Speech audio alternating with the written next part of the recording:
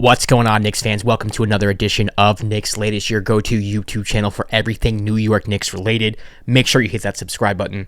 Make sure you like the video. Drop a comment. I want to know what you think about, honestly, a pathetic loss from the New York Knicks. Let's just be honest. It was a bad loss, but I definitely want to hear your thoughts about it, what went wrong, and what they can do better. And also, again, just make sure you hit subscribe. Let's get right to it. The Knicks lose to the Cavs 109-94. Disgusting performance by the Knicks.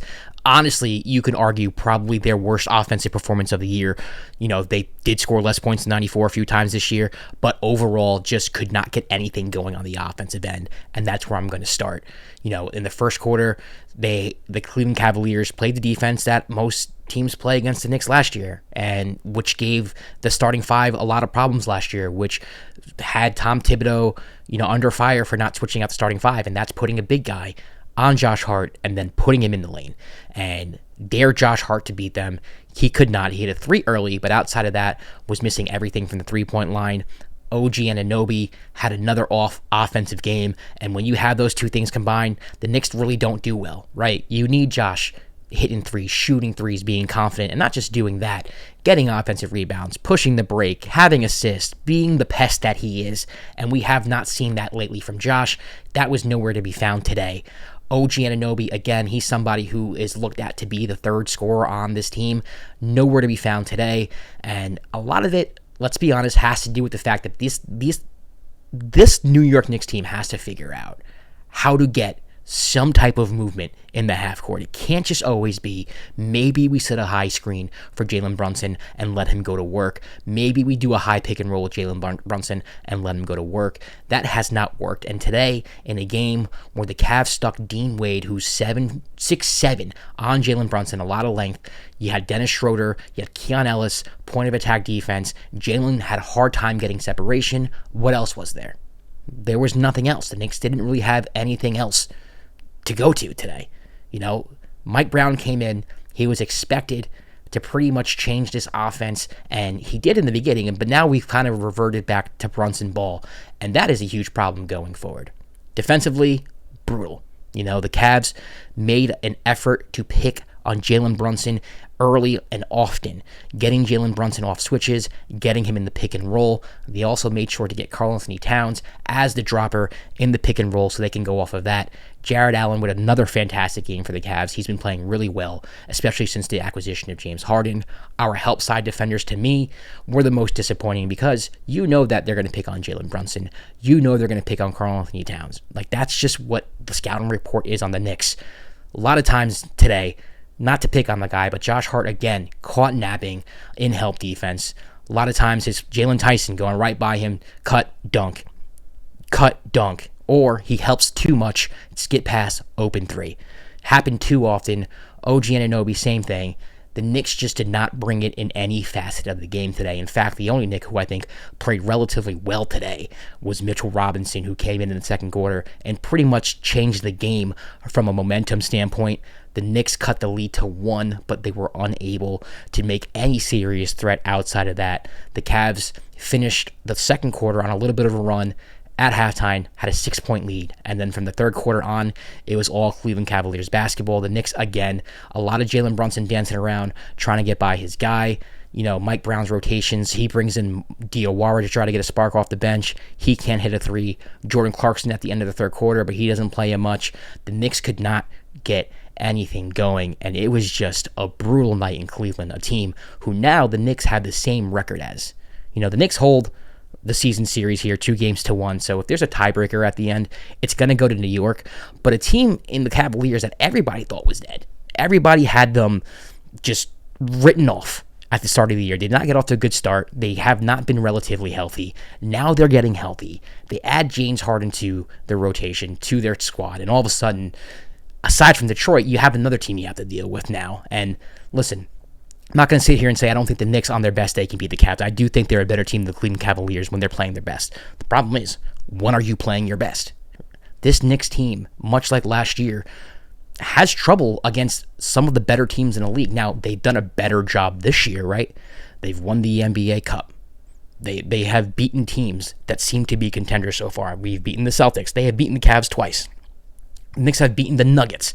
So this isn't a situation like last year where they literally could not beat anybody. But it is kind of concerning. You come off the All-Star break. You have been playing relatively well. You get smacked by the Pistons and you get smacked by the Cavs. A little bit of a red flag there going into what we think is the home stretch for a long playoff run. Not really feeling good about this team like I was heading out of the All-Star break. I thought coming out of the All-Star break, they would make a statement against the Detroit Pistons at home. Didn't do it. They need their best comeback of the season against the Rockets. Maybe the Rockets lost that one instead of the Knicks winning that one, but they needed that to beat the Rockets at home. They beat a bad Bulls team on the road barely, and now lose to the Cleveland Cavaliers honestly in a game where the Cavs didn't really do much. I don't think the Cavs played well. I don't think they played bad, but I don't think it was anything the Cavs were doing. I think the Knicks were just flat out awful, had no energy. And speaking of energy, if you want some energy throughout the day, Mars Men. Supplemental, 90-day back guarantee, so you can try it. If you don't like it, it's all good. Made in the USA, supports healthy T levels, energy, stamina, all that good stuff for whatever you want to do throughout your day. I'm somebody who likes to pick up basketball, right? But I work full time, can't always do it because I get tired. I get exhausted. But Mars Men, the supplement, gives me energy throughout the day. Gives me energy to complete the work that I have, gives me energy and the motivation that I can go out and play pickup basketball. So I can go out with my friends. So I can have a good time doing the things that I love. I'm getting up there in age. I am 38 years old. I know I don't look 38, but I am 38 years old. And it's very difficult for me sometimes to get out the house and be motivated to do things. This product, Mars Men, absolutely does that.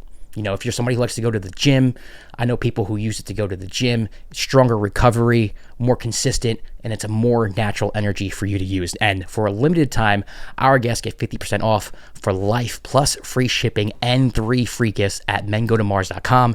It's a perfect way to kick off the new year strong.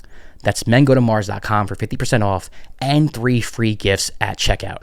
After you purchase, they will ask you where you heard about them. Please support our show and tell them our show sent you. Now, the Knicks have to send the ball to Karl-Anthony Towns in the post. That's what I want to talk about next. How is it that the Knicks ignored Karl-Anthony Towns today? You saw what he did on the weekend. You saw how he performed against the Chicago Bulls. You saw how he performed against the Houston Rockets in the fourth quarter. Get the man the ball in the post. This is what they got him for. You traded Julius Randle and Dante DiVincenzo, 2 huge pieces in the New York Knicks franchise to get this man, and he's being completely ignored.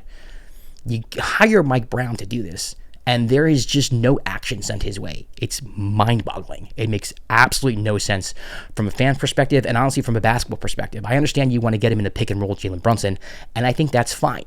They use him up top as a hub, to run dribble handoffs off of. That's also fine. But get him isolated in the post.